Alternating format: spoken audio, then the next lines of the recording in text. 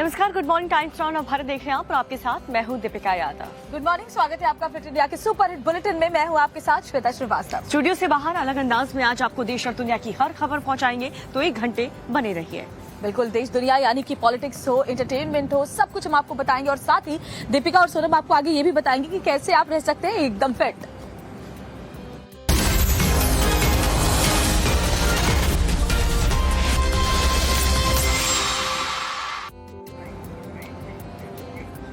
और चलिए बुलेटिन की शुरुआत में सबसे पहले बात करते हैं हरियाणा के रोहतक से आई दर्दनाक खबर की, जो राज्य की कानून व्यवस्था पर भी सवाल खड़े कर रही है। जी हाँ, आपको एक सीसीटीवी फुटेज दिखाएंगे जिसमें आप देख पाएंगे कि अपराधी कितने बेखौफ हैं, क्योंकि 3 अपराधी आते हैं और लूटपाट करते हैं और ये यहाँ से चले भी जाते हैं। ये सारी खबरें, ये पूरी जो वारदात थी सीसीटीवी में कैद हो गई है। आप भी देखिए इस घटना को।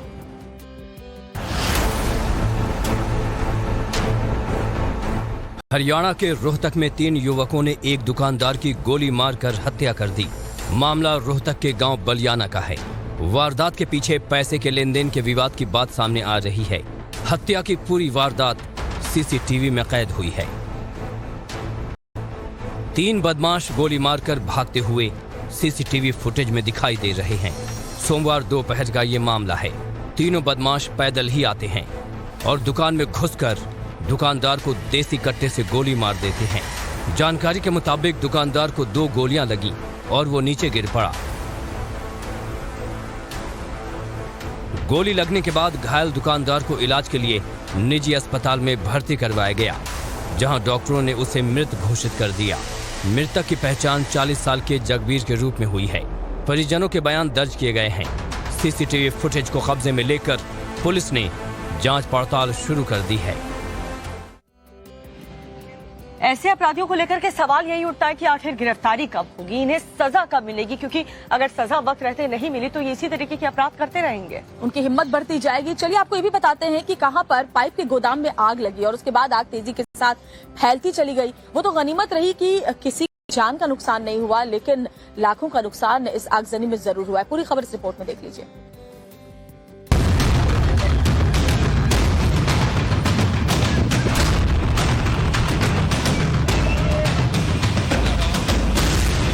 ओडिशा के संबलपुर जिले में एक पाइप गोदाम में भीषण आग लग गई, जिसके बाद देखते ही देखते आग ने पूरे इलाके को अपनी चपेट में ले लिया। प्लास्टिक पाइप के गोदाम में आग लगने के बाद लपटें और काले धुएं का गुबार आसमान में दूर से ही उठता दिखाई दे रहा था। इस भीषण अग्निकांड के चलते लाखों का नुकसान हुआ है। जानकारी मिलते ही दमकल की टीम मौके पर पहुंची और घंटों की मशक्कत के बाद आग पर काबू पाया जा सका। हालांकि अब तक इस हादसे की वजहों का पता नहीं चल पाया है। गनीमत रही कि इस हादसे में कोई हताहत नहीं हुआ।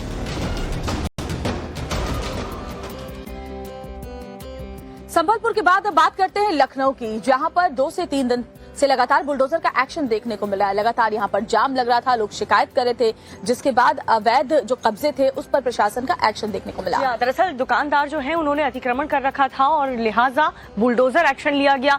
कितने दुकानों को तोड़ा गया है, ध्वस्त किया गया है, कितने ऊपर एक्शन लिया गया है, आपको दिखाते हैं इस रिपोर्ट में। अवैध निर्माण के खिलाफ योगी सरकार का एक्शन जारी है।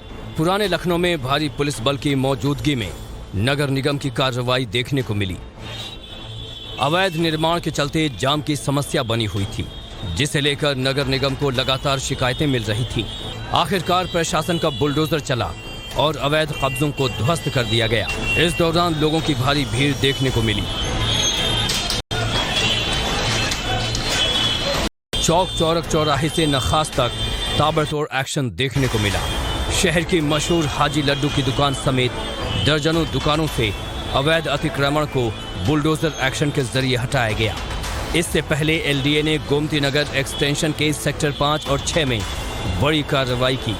इस दौरान करीब 60,000 वर्ग फुट जमीन पर बुलडोजर चलाकर अवैध कब्जों को ध्वस्त कर दिया गया। खाली कराई गई जमीन की कीमत 25 करोड़ रुपए बताई जा रही है। बता दें कि लखनऊ के पश्चिम क्षेत्र में पिछले 2 दिनों से अवैध कब्जों के खिलाफ बुलडोजर की कार्रवाई चल रही है। जिसे लेकर शहर में हड़कंप मचा हुआ है। इस खबर को देखकर के ये बात तो साफ है, अगर उत्तर प्रदेश में अतिक्रमण किया तो कुछ इसी तरीके का एक्शन आप लोगों पर लिया जाएगा। इसीलिए अवैध निर्माण से बचें और सुरक्षित जरूर रहें, अपने कामकाज को भी सुरक्षित रहें। लेकिन रांची से एक अच्छी खबर आपको बताते हैं, जहां पर एक महिला ने 5 बच्चों को जन्म दिया। जी हाँ, प्रीमेच्योर डिलीवरी है, बावजूद इसके सभी 5 बच्चे बिल्कुल स्वस्थ हैं। आपको पूरी खबर इस रिपोर्ट में दिखा देते हैं। झारखंड की राजधानी रांची में एक अनोखा मामला सामने आया है। रांची के Rajendra institute of medical sciences में एक महिला ने एक साथ 5 बच्चों को जन्म दिया है। 5 बच्चे स्वस्थ हैं। फिलहाल बच्चों को NICU में रखा गया है। दरअसल चतरा की रहने वाली 27 साल की अनीता को 7 महीने की गर्भावस्था में अस्पताल में भर्ती करवाया गया था। डॉक्टरों की टीम ने डिलीवरी करवाई तो महिला ने एक के बाद एक कुल 5 बच्चों को जन्म दिया। बच्चों का वजन 1 किलोग्राम से 750 ग्राम तक है। वजन कम होने के कारण उन्हें फिलहाल डॉक्टर की निगरानी में NICU में रखा गया है। रिम्स में 1 महीना पहले भी ऐसा ही मामला सामने आया था। तब एक महिला ने एक साथ 4 बच्चों को जन्म दिया था। उन बच्चों को भी कुछ समय के निगरानी में रखने के बाद मां के साथ घर भेज दिया गया था। और अमेरिका में कहां हुई शूटआउट की घटना और इजराइल के खिलाफ हिजबुल्लाह की टेरर ट्रेनिंग की तस्वीरें हम आपको आगे दिखाएंगे। यानी कि 2 मिनट में आपको दिखाते हैं दुनिया भर की खबरें।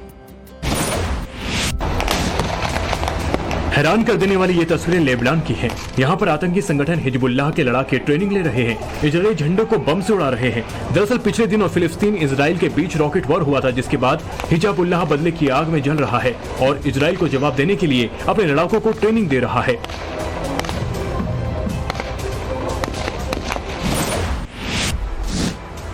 अमेरिका में शूटआउट की घटना दिन ब दिन बढ़ती जा रही है। इस बार अलबामा में एक बार के बाहर फायरिंग की घटना हुई है, जिसमें 4 लोग बुरी तरह से घायल हो गए। सभी को इलाज के लिए अस्पताल में भर्ती करा दिया गया है। हमलावर की पहचान नहीं हो पाई है। पुलिस पूरे मामले की जांच में जुट गई है। यूक्रेन के डेनिप्रो में रूस ने एक बार फिर से भीषण हमला किया है। रूसी हमले में एक इमारत पूरी तरह से खंडर में तब्दील हो गई है। इतना ही नहीं, हमले के बाद आसपास की इमारतों में आग लग गई है, जिसके बाद मौके पर पहुंची फायर ब्रिगेड की गाड़ियों ने आग पर काबू पाया। कई लोगों को इमारत से सुरक्षित बाहर निकाल लिया गया है। आग की लपटों की ये तस्वीरें मलेशिया के पेंडलिंग की हैं। यहाँ बहुमंजिला इमारत में आग लग गई। देखते ही देखते आसमान में आग और काले धुएं का गुबार छा गया। आग ने इमारत के आगे के हिस्से और ऊपरी मंजिल को पूरी तरह से अपनी चपेट में ले लिया है। फायर ब्रिगेड ने कड़ी मशक्कत के बाद आग पर काबू पाया।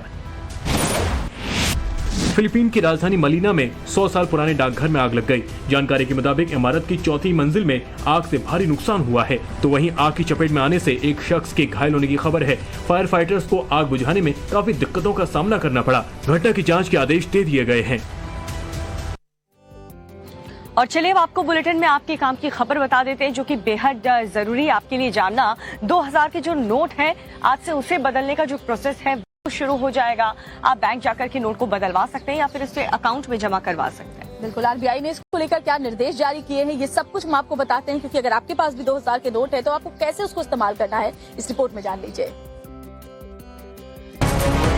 रिजर्व बैंक ऑफ इंडिया ने 19 मई को यह ऐलान किया था कि 2000 के नोट अब बंद होंगे। साथ ही ये निर्देश दिया था कि लोग इन्हें बैंक से बदलवा लें या अकाउंट में जमा कर दें।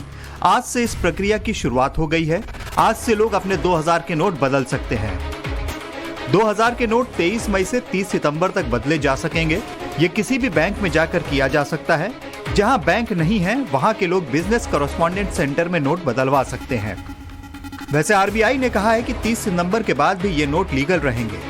लोगों को किसी तरह की दिक्कत ना हो, इसके लिए बैंकों ने किसी भी तरह के कड़े नियम नहीं लागू किए हैं। देश के सबसे बड़े बैंक SBI ने नोट बदलने के लिए गाइडलाइंस जारी कर दी हैं। SBI की गाइडलाइंस के मुताबिक किसी भी तरह का फॉर्म भरना जरूरी नहीं होगा, किसी ID की जरूरत नहीं होगी, बैंक में अकाउंट हो ये भी जरूरी नहीं है, नोट बदलने के लिए कोई फीस नहीं देनी होगी। RBI गवर्नर शक्तिकांत दास का मानना है कि इस प्रक्रिया से आम जनता पर कोई असर नहीं पड़ेगा। रिजर्व बैंक ने कहा है कि क्लीन नोट पॉलिसी के तहत 2000 के नोट बंद किए जा रहे हैं। वहीं बैंकों को भी निर्देश दिया गया है कि वो 2000 के नोट ग्राहकों को अब ना दें। और जब प्रधानमंत्री नरेंद्र मोदी अपने विदेश दौरे के जो आखिरी पड़ाव है ऑस्ट्रेलिया, वहां पर मौजूद है। जब वो ऑस्ट्रेलिया पहुंचे तो उनका भव्य स्वागत किया गया। जी हाँ, सिडनी में पहले पीएम मोदी कुछ बिजनेसमैन के साथ बैठक में शामिल होंगे और उसके बाद वहां के जो भारतीय लोग हैं उनसे भी पीएम मोदी संवाद करने वाले हैं। आज का पीएम मोदी का स्केड्यूल है क्या, आपको दिखाते हैं इस रिपोर्ट में। पीएम मोदी ऑस्ट्रेलिया में है। 6 दिन के विदेश दौरे में ये उनका अंतिम पड़ाव है और ऑस्ट्रेलिया के साथ भारत के रिश्तों में एक और मील का पत्थर। ऑस्ट्रेलिया और वहां रहने वाले भारतीयों में पीएम को लेकर कितना उत्साह है, ये तब देखने को मिला जब पीएम कल सिडनी एयरपोर्ट पहुंचे थे। एयरपोर्ट पर ही वंदे मातरम के नारे लगने लगे। आज की बात करें तो पीएम का दिन हमेशा की तरह बेहद व्यस्त रहने वाला है। दिन की शुरुआत व्यापारिक बैठकों से है और इसके बाद आज वो भारतीय समुदाय के लोगों से मिलेंगे। सिडनी के कुडोस बैंक एरिना में पीएम मोदी के लिए सामुदायिक स्वागत समारोह रखा गया है। बताया जा रहा है कि कार्यक्रम में शामिल होने के लिए 25,000 से ज्यादा लोगों ने रजिस्ट्रेशन कराया है। इंडियन ऑस्ट्रेलियन डायस्पोरा फाउंडेशन इस समारोह की मेजबानी कर रहा है। जबरदस्त तैयारी है। हम बहुत बेसब्री से उनकी राह देख रहे हैं। प्रधानमंत्री जी चाहे वो इंडिया के प्रधानमंत्री हैं, पर हम सभी के दिलों पर राज करते हैं। पीएम के दौरे में ही सिडनी शहर के हैरिस पार्क इलाके का नाम बदलकर लिटिल इंडिया किया जाएगा। यहाँ भारतीय बहुत बड़ी तादाद में रहते हैं। पीएम ने द ऑस्ट्रेलियन अखबार को एक इंटरव्यू भी दिया है जिसमें उन्होंने कहा कि वो एक खुला और मुक्त हिंद प्रशांत क्षेत्र चाहते हैं और साथ ही ऑस्ट्रेलिया के साथ रिश्तों को अगले स्तर पर ले जाना चाहते हैं। दौरे के अंतिम दिन यानी कल पीएम मोदी और ऑस्ट्रेलिया के पीएम एंथनी अल्बनीज के बीच द्विपक्षीय मुलाकात होगी।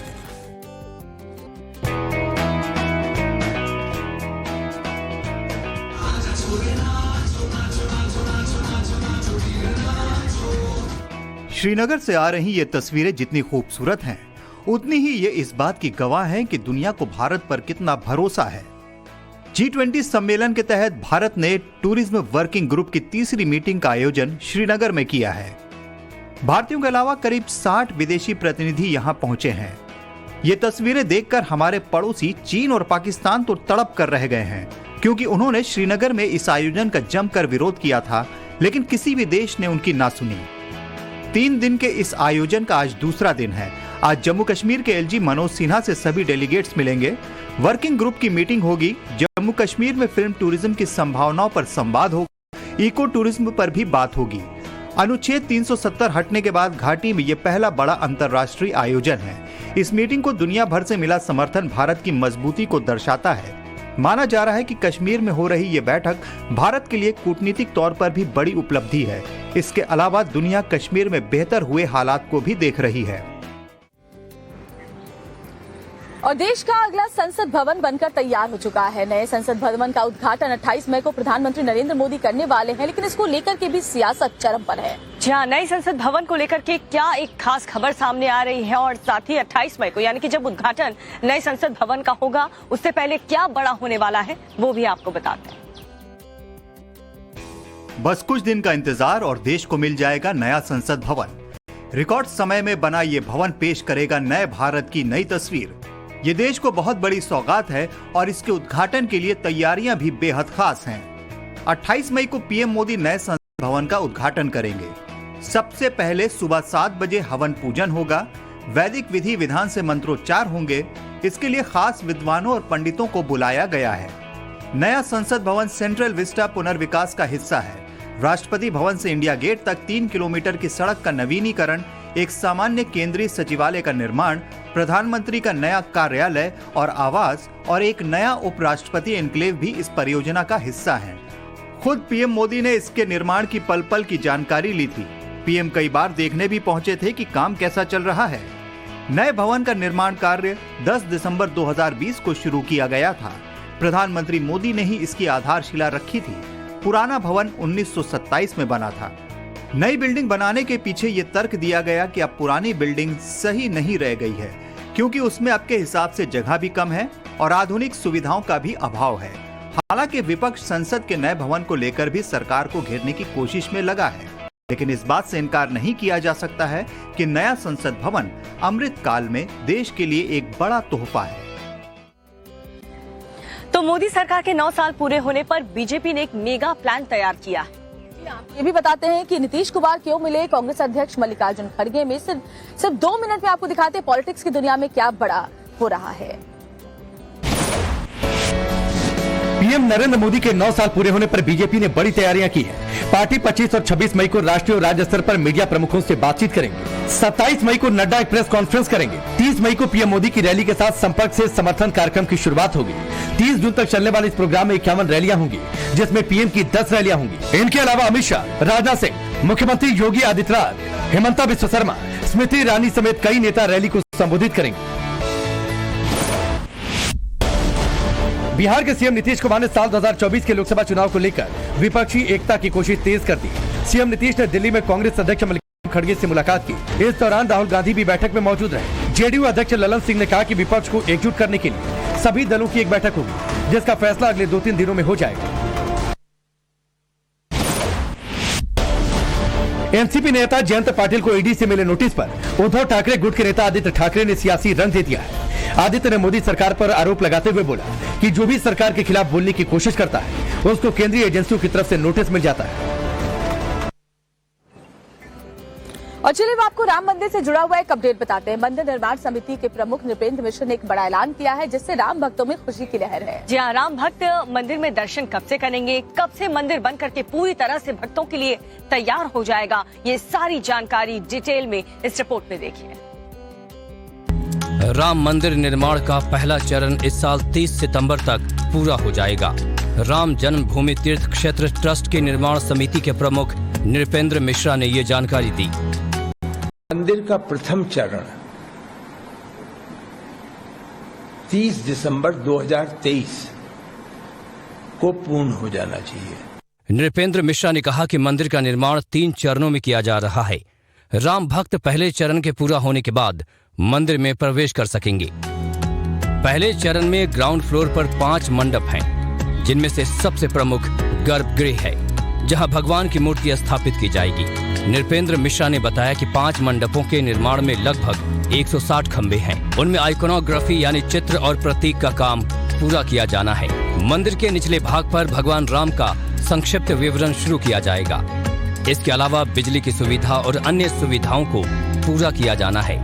ये सारे काम 30 सितंबर 2023 तक पूरे हो जाएंगे। तो भगवान स्थापित हो जाएंगे।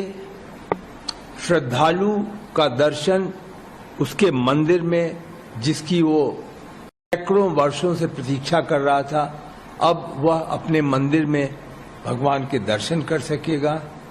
यह कार्य 30 दिसंबर 2023 तक पूर्ण होने का प्रयास किया जा रहा है। नृपेंद्र मिश्रा ने कहा कि मंदिर की पहली और दूसरी मंजिल पर परकोटा का काम 30 दिसंबर 2024 तक पूरा हो जाएगा। इसके अलावा भगवान श्री राम की मूर्ति की स्थापना इस साल के अंत तक हो जाएगी और श्रद्धालु दर्शन कर सकेंगे। नृपेंद्र मिश्रा ने कहा कि दिसंबर 2025 में मंदिर का परिसर पूरी तरह बनकर तैयार हो जाएगा। यानी कि मंदिर हो या फिर देश की कोई अहम संस्थान, मोदी सरकार की यही कोशिश रहती है कि निर्माण कार्य तय समय में पूरा कर लिया जाए। जी हाँ, और गृह मंत्री अमित शाह ने कल संबोधित किया और संबोधन के दौरान उन्होंने जनगणना से जुड़े हर पहलू पर अपने विचार रखे। साथ ही उन्होंने ये भी बताया कि सही आंकड़े कैसे देश के लोगों के विकास के लिए बेहद जरूरी है। गृह मंत्री अमित शाह ने सोमवार को दिल्ली में जनगणना भवन का उद्घाटन किया। उन्होंने कहा कि विकास योजनाएं सिर्फ तभी बनाई जा सकती हैं जब सटीक आंकड़े उपलब्ध हों।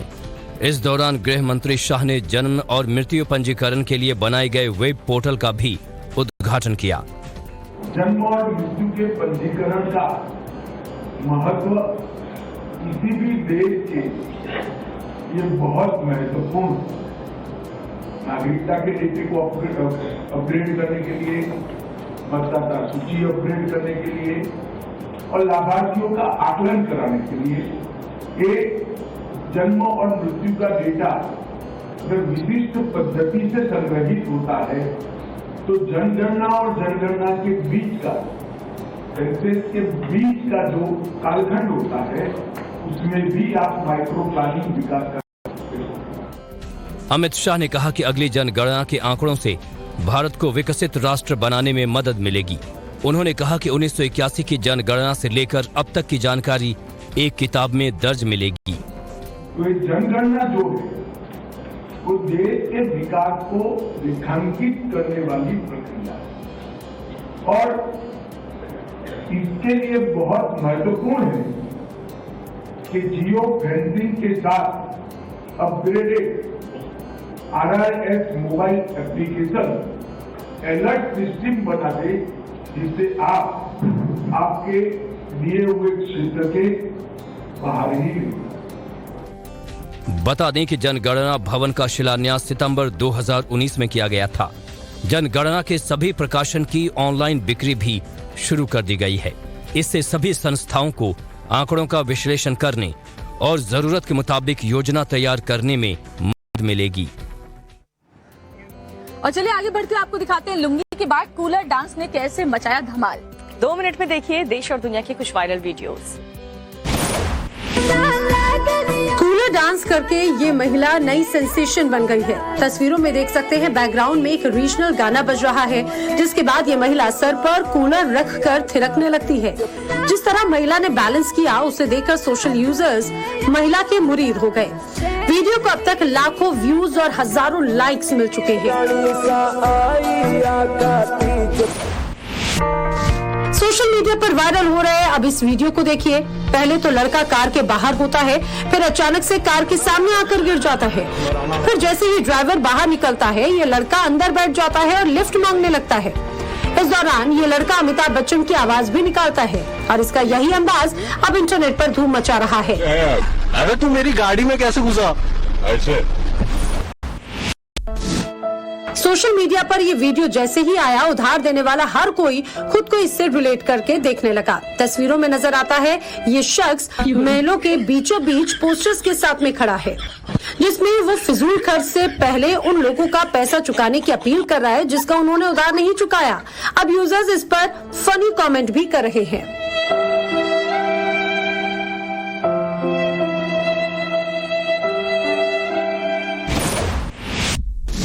दूल्हा दुल्हन का ये वीडियो भी सोशल मीडिया पर काफी ट्रेंडिंग है। तस्वीरों में देखिए दूल्हा दुल्हन स्टेज पर खड़े हैं, तभी दूल्हे की आंख में तिनका चला जाता है और दूल्हा परेशान हो जाता है। तब दुल्हन बगैर वक्त गवाए स्टेज पर ही अपने रुमाल से पति की आंख से तिनका निकाल देती है।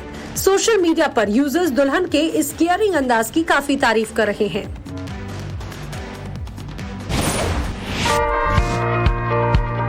इस वीडियो से लोगों को बड़ा संदेश दिया गया। तस्वीरों में देख सकते हैं समंदर से 1000 फीट ऊपर आसमान में सिर्फ एक बादल है जो अकेले ही अपनी दिशा की तरफ आगे बढ़ रहा है, जिसके जरिए ये बताने की कोशिश की गई कि अगर आप जिंदगी में कभी अकेले भी खड़े हो और अपने लक्ष्य के प्रति अडिग हो तो आपको कामयाबी जरूर मिलेगी।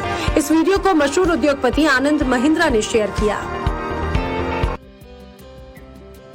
और चलिए खबरों में आगे बढ़ते हुए बात करते हैं मनी लॉन्ड्रिंग केस में फंसे सत्येंद्र जैन की मुश्किलें देखिए कम होने का नाम नहीं ले रहे, लेकिन अब उन्हें जमानत मिल सके इसलिए सुप्रीम कोर्ट का दरवाजा उन्होंने खटखटाया।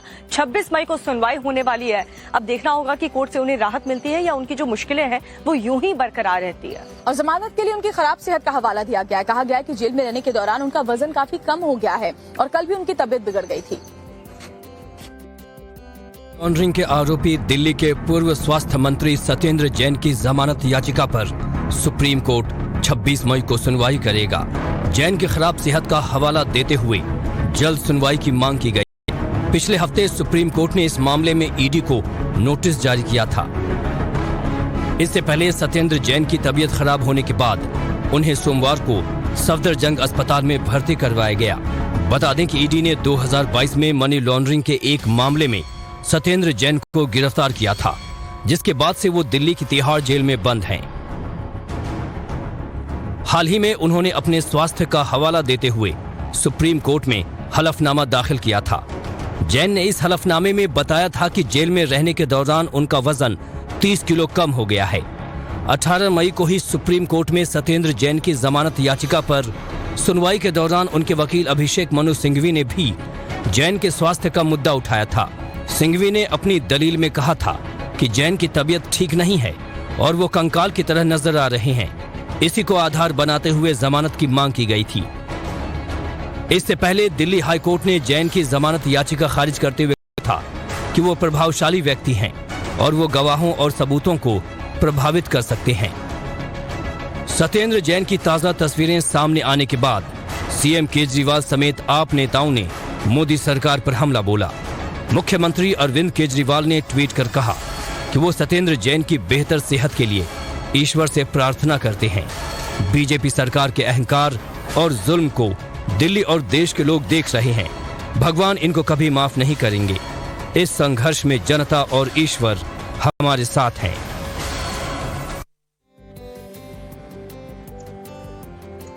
तो चलिए आगे बढ़ते हुए आपको ये भी बता देते हैं कि सशस्त्र बल विशेषाधिकार कानून यानी अफ्स्पा असम से पूरी तरह हटने वाला है। ये हम नहीं कह रहे बल्कि वहाँ के सीएम हेमंत बिस्वा शर्मा का कहना है। और आखिर ये जो कानून है वो वहाँ से हटेगा कब? इस कानून में है क्या? क्यों सुरक्षा बलों को क्या अधिकार इसमें मिलते हैं? इससे जुड़े हर एक सवाल का जवाब आपकी इस रिपोर्ट में।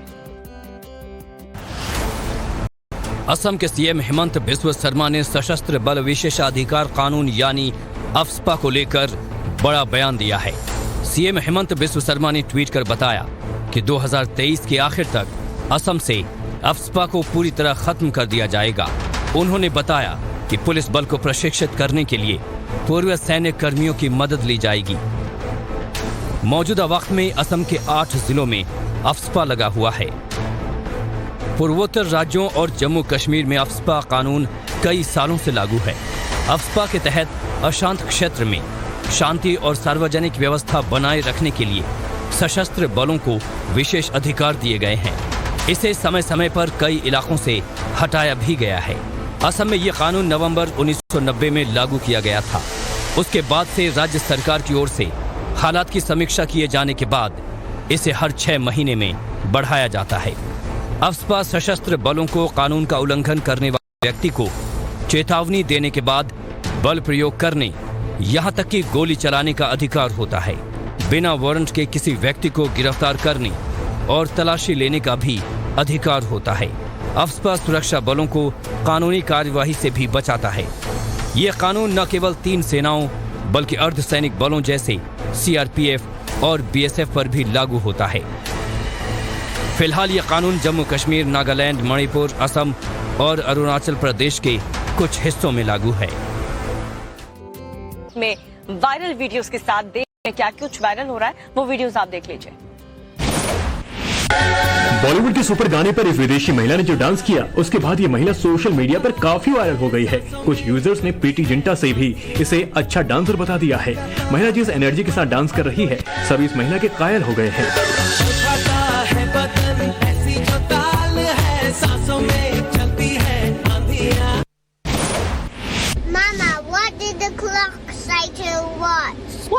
माँ और बच्ची के बातचीत का ये वीडियो भी सोशल मीडिया पर काफी ट्रेंडिंग हो गया है। दोनों के बीच जिस तरह से बातचीत हो रही है, सोशल यूजर्स बच्ची के काफी मुरीद हो गए हैं। बच्ची की मासूमियत ने लोगों का दिल जीत लिया है।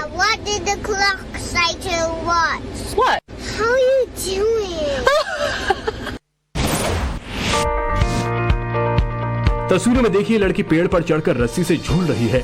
इस लड़की के साथ एक लड़का भी बगल में खड़ा है। पहली बार में तो ये लड़की सही से रस्सी के सहारे झूला झूल लेती है, लेकिन दूसरी बार में जब ये लड़की झूलने की कोशिश करती है तो जमीन पर धड़ाम से गिर जाती है। अब यूजर्स इस लड़की को स्टंटबाजी नहीं करने की सलाह दे रहे हैं। बुजुर्गों के बीच मारपीट का ये वीडियो सोशल मीडिया पर काफी वायरल हो गया है। वीडियो में देख सकते हैं कि किस बात पर इन दोनों बुजुर्गों का गुस्सा इतना बढ़ जाता है कि सड़क पर हाथापाई करने लगते हैं। कभी पहला तो कभी दूसरा बुजुर्ग जमीन पर गिर जाता है, लेकिन इस बीच बचाव करने आए तीसरे बुजुर्ग की भी पिटाई हो जाती है। तस्वीरों में देखिए 2 बच्चे किचन में खड़े हैं, जिसमें से एक लड़का दूध वाला पैकेट में थोड़ा सा छेद कर बड़े आराम से दूध पी लेता है। तभी बगल में खड़ा ये लड़का शरारत में कैंची से दूध का पैकेट काट देता है, जिससे पैकेट में भरा दूध इस लड़के के चेहरे पर गिर जाता है। अब सोशल यूजर्स इस पर तरह तरह के फनी कमेंट्स कर रहे हैं। और गुजरात से एक खबर आपको बताते हैं जिसमें बड़ी आतंकी साजिश को नाकाम वहां की सुरक्षा बलों ने किया है। दरअसल एटीएस ने एक बांग्लादेशी को गिरफ्तार किया है। जी हाँ, इसकी गिरफ्तारी कैसे हुई, कैसे ये युवाओं को कट्टरपंथी बनाने की पूरी तैयारी में लगा हुआ था, इसके घर में तलाशी के दौरान क्या कुछ बरामद हुआ, वो सब कुछ इस रिपोर्ट में देखिए। गुजरात एटीएस ने अलकायदा इंडिया के सक्रिय ग्रुप का पर्दाफाश किया है। एटीएस ने युवकों को कट्टरपंथी बनाने वाले एक बांग्लादेशी को गिरफ्तार किया है, जिससे पूछताछ की जा रही है। जांच में विदेशी फंडिंग के भी सबूत मिले हैं। इसमें जल्द ही कुछ और नाम सामने आ सकते हैं। एटीएस का दावा है कि ये युवक बांग्लादेश में बैठकर अपने आकाओं के इशारे पर गुजरात में युवाओं को कट्टरपंथी बना रहा था। के पास इन्होंने पैसा इकट्ठा करके बांग्लादेश अलग अलग समय में भेजा भी गया था। इनका ट्रेनिंग के अंदर इनको वेपन्स ट्रेनिंग, जिहादी लिटरेचर के बारे में, कैसा हिजरत करना है, शहादत का वैल्यू क्या है, इसके बारे में भी इनको ट्रेनिंग दिया हुआ था। और इस पूरे मॉड्यूल को इस टास्क में दिया हुआ था कि इनको कैसे रेडिकलाइज लोगों को इस संगठन में जोड़ना है और कैसे सिंबल्स के पास से इनको पैसा इकट्ठा करना है। गुजरात एटीएस के मुताबिक पकड़ा गया बांग्लादेशी युवक अंतर्राष्ट्रीय आतंकी संगठन अल-कायदा के इंडियन मॉड्यूल के ग्रुप का सक्रिय सदस्य है। एटीएस ने एक स्पेसिफिक इनपुट मिलने के बाद अहमदाबाद में रह रहे कुछ युवकों की निगरानी शुरू की थी। इस शख्स के पाकिस्तान के साथ संबंध होने का भी शक है। उनका घर का जब हमने तलाशी लिया था तो उनके घर में से नकली दस्तावेज है जिसमें आधार कार्ड और पैन कार्ड मिला था और अल-कायदा का जो मीडिया ग्रुप है, असहाब मीडिया जो है, उसका आतंकवादी लिटरेचर और रेडिकलाइजिंग लिटरेचर भी उनके घर से हमने बरामद किया है। Deepika, the film Kerala story बहुत दिनों से काफी चर्चा में है और इसमें लड़कियों का ब्रेन वॉश करके पहले उन्हें प्रेम के जाल में फंसाते हुए दिखाया गया और फिर उन्हें आतंक के रास्ते पर पहुंचा दिया जाता है। लेकिन इस फिल्म की अच्छी बात यह है कि कई ऐसी लड़कियां हैं जो इस मूवी को लेकर के जागरूक भी हो रही हैं। इंदौर से एक मामला सामने आया जहां पर एक युवती ने एक शख्स की शिकायत की है पुलिस में। पूरा मामला है क्या, इस रिपोर्ट में देखिए। मध्य प्रदेश के इंदौर की ये घटना है। द केरल स्टोरी फिल्म देखने के बाद एक लड़की ने पुलिस में शिकायत दर्ज कराई कि फैजान नाम के युवक ने पहले उसे प्रेम जाल में फंसाया और फिर उसका उत्पीड़न किया। फैजान पर आरोप है कि वो शादी करने से पहले धर्म परिवर्तन का भी दबाव बना रहा था। पुलिस ने 376 और धर्मांतरण अधिनियम के तहत जो केस किया था और जो आरोपी है उसको पुलिस ने हिरासत में ले लिया है और उसको न्यायालय भी प्रस्तुत किया गया है। खबरों के मुताबिक दोनों की दोस्ती कोचिंग में हुई थी और फिर यह प्यार में बदल गई। शिकायत में मारपीट का भी आरोप है। दोनों ने साथ में द केरल स्टोरी फिल्म भी देखी, जिसके बाद ही युवती को हिम्मत मिली। पुलिस ने आरोपी लड़के को गिरफ्तार कर लिया है। यार दीपिका, ये बदलते मौसम में ना हमारी हेल्थ बहुत ज्यादा इफेक्टिव होती है, प्लस मुझे लगता है हमारे बाल भी बहुत ज्यादा टूटने लगते हैं और हर लड़की चाहती है कि उसके बाल बहुत हेल्दी रहें। बिल्कुल, जितने व्यूअर्स और जितनी स्पेशली फीमेल्स देख रही हैं हमारे शो को, वो भी ऐसी ख्वाहिश रखती होंगी कि उनके बाल मजबूत रहें, हेल्दी रहें और सेहत भी अच्छी रहे। और इसी सिलसिले में एक खास सेगमेंट हम आपको दिखाने जा रहे हैं। तो बहुत स्वागत है एक बार फिर से आपका फिट इंडिया के सुपरहिट बुलेटिन के इस बेहद खास सेगमेंट में, जिसमें मैं दीपिका और योगिनी सोनम आपके साथ मौजूद होंगी और कई नई प्रॉब्लम्स के उसके सोल्यूशन के बारे में हम बातचीत करेंगे। शर्त यही है कि आपको भी हमारे साथ योगा करना होगा। तो आज का हम लोग प्रॉब्लम डिस्कस करने वाले हैं जो कि बहुत ही इंपॉर्टेंट प्रॉब्लम है। मुझे लगता है हमारे लुक्स पे भी उसका काफी ज्यादा इफेक्ट आता है, इम्पैक्ट आता है। नहीं, दूसरा गैस, बॉडी, वो तो हम पिछले एपिसोड में कर चुके हैं। Skin glow. तो आज हम बात करने वाले हैं बालों की, हेयर फॉल की। yes. तो बताइए समस्या है कि नहीं बड़ी आजकल? बहुत बड़ी समस्या है, क्योंकि सोनम हम दोष देते हैं कि पानी खराब है, ये खराब है। अगर दुनिया में इतनी प्रॉब्लम्स हैं तो हम कम से कम हमारे हाथ में जो है हम उसके जरिए तो इसे ठीक कर सकते हैं। देखिए, प्रदूषण का तो हम कुछ नहीं कर सकते, हमें यहीं पे रहना है और खाने पीने का हम कुछ हद तक भी कंट्रोल कर सकते हैं, लेकिन अपने बॉडी का कंट्रोल कर सकते हैं, अपने सर्कुलेशन को अच्छा कर सकते हैं ताकि आपका स्कैल्प अच्छा नरिश हो, आपके बालों को अच्छा न्यूट्रिशन मिले और आपके बाल हेल्दी हो। सोचिए आप हेल्दी खाना खाते हैं मगर आपका सर्कुलेशन अच्छा नहीं है तो उसका क्या फायदा? सही बात है। अगर आप खा पी रहे हैं, हेल्दी खा रहे हैं, जो आपके बालों के लिए भी अच्छा है, लेकिन वो प्रोटीन उसे मिल ही नहीं पा रहा, तो इसका कोई फायदा नहीं है, वो यहाँ से यहीं जा रहा है। इसके लिए थोड़ा उल्टा पुल्टा आपको आज होना पड़ेगा हमारे। तो मुझे लगता है आपको आइडिया लग गया होगा, आज का एपिसोड थोड़ा उल्टा पुल्टा होने वाला है। तो चलिए स्टार्ट करते हैं। तो आइए योगा मैट पे बैठ जाते हैं। तो आप देख सकते हैं सोनम फ्रंट पर बैठी हैं और मैं इस तरफ बैठी हूं ताकि मैं सोनम को भी देख सकूं इस एक्सरसाइज को करते करते। और आप लोग भी अपने बिस्तर को, अपने सोफे से ज़मीन पर आ जाइए और इस योगा को ज़रूर करिए अगर आप भी चाहते हैं काले, लंबे और घने बाल। बिल्कुल, तो आपको अपने योगा मैट पे ज़मीन पे आ जाना है। हम लोग करने वाले हैं सर्वांग आसना, इसको बोलते हैं शोल्डर स्टैंड। तो आप ज़मीन पर आराम से बैठ जाइए, अपने दोनों पैरों को सीधा करते जाइए। आप हमारे साथ स्टेप बाय स्टेप आसन कीजिए। लेट जाइए, आपने दोनों घुटनों को मोड़ लीजिए, अपने दोनों हाथों को मोड़ लीजिए, अपने शरीर को थोड़ा ऊपर उठाएं और इसको सहारा दें। हो सके तो अपने कमर को पकड़ें, दोनों पैरों को सीधा कर लें। कम से कम 10 सेकंड आप इसी तरीके से रुके रहें। अपने शरीर को ज़्यादा से ज़्यादा ऊपर खींचें। धीरे धीरे पैर मोड़ते हुए अपने शरीर को सहारा देते हुए आप वापस अपनी स्टार्टिंग पोजीशन में आ जाएं और धीरे धीरे वापस ऊपर बैठ जाइए। देखिए ये आसना आपको एक बार में नहीं होगा, मगर आपको डिसअपॉइंट नहीं होना है, आपको धीरे धीरे प्रैक्टिस करनी है। आपको सिर्फ ध्यान रखना है कि आप अपना शरीर ज़्यादा से ज़्यादा ऊपर की तरफ खींचे, और जब आपसे आसना ढंग से होने लगेगा आपका शरीर का वजन आपके कंधों पर आ जाएगा और आपको भी काफ़ी अच्छा लगेगा, कंफर्टेबल लगेगा। बिल्कुल, तो इसके फायदे आपने सुन लिए। अब हम बढ़ते हैं दूसरे योगासन की तरफ, ताकि और भी ज़्यादा अच्छे अपने बालों को मजबूत करने के लिए आप एक नहीं, दो नहीं, बल्कि तीन योगा करें। चलिए दूसरा आसन करते हैं, इसको बोलते हैं चक्रासन। चक्रासन हमारे बालों के लिए तो बहुत ही अच्छा है। साथ ही साथ योगासन का सबसे ये फायदा है कि आपको एक में बेनिफिट नहीं मिलेगा, आपको एक आसन के हजारों बेनिफिट मिलेंगे। आपका स्पाइन अच्छा होगा, फ्लेक्सिबल होंगे। और एक और बात बताती हूँ दीपिका आपको, आई थिंक हमारे व्यूअर्स को बहुत अच्छा लगेगा, ये बहुत ही बेहतरीन एंटी एजिंग आसन भी है। ओह वाह, इससे अच्छी बात क्या हो सकती है। यानी कि आज सब कुछ आपके शरीर, आपकी खूबसूरती से रिलेटेड है। तो चलिए दोनों पैरों को मोड़ लीजिए।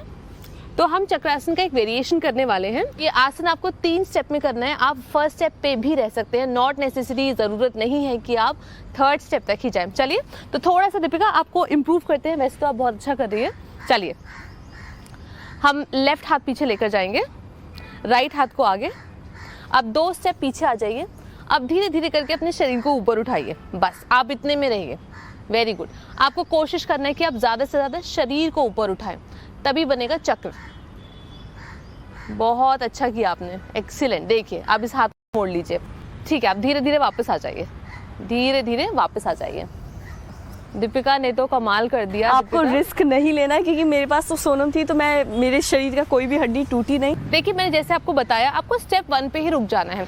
जैसे जैसे आपका शरीर स्ट्रांग होगा, फ्लेक्सिबल होगा, ऑटोमेटिकली आपसे आसन होने लगेंगे। आपको बिल्कुल भी रिस्क नहीं लगेगा। वो तो आप अच्छा योगा करते हैं, तो आप थर्ड स्टेप तक पहुंच गए हैं। तो ये 2 योगासन हमने किए हैं। अब आगे बढ़ते हैं तीसरे योगासन के बारे में जानते हैं। अगर स्किन को खूबसूरत बनाना है, बालों को खूबसूरत बनाना है, ओवरऑल पर्सनालिटी को निखारना है, तो योगिनी सोनम इस वक्त हमारे साथ मौजूद है आपकी और मेरी मदद करने के लिए। इनसे जानेंगे तीसरे योगासन के बारे में और ज़रूर ट्राई भी करेंगे। तीसरा आसन एंटी एजिंग, बालों के लिए अच्छा, स्वस्थ तंदुरुस्त बनाएगा, खूबसूरती अंदर से बाहर। चलिए तो इस आसन को बोलते हैं प्रसारिता पादोहस्तासनम। तो मैं आपको 2 वेरिएशन इसके सिखाने वाली हूँ। आपको जरूरी नहीं है कि आप दोनों करें, आपसे जितना होता है आप उतना कीजिए। चलिए तीसरा आसन करते हैं। इसके लिए आपको बैठना नहीं है, आपको खड़े हो जाना है। आइए,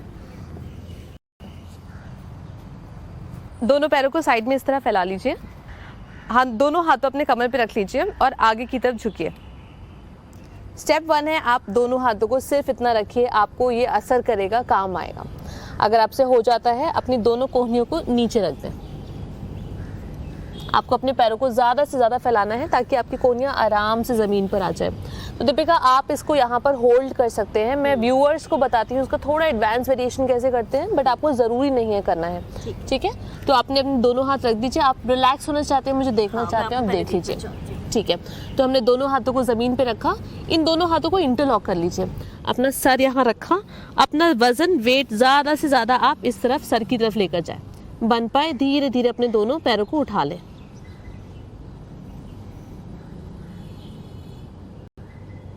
कम से कम 10 सेकंड रुके और धीरे धीरे पैरों को वापस लेकर आए।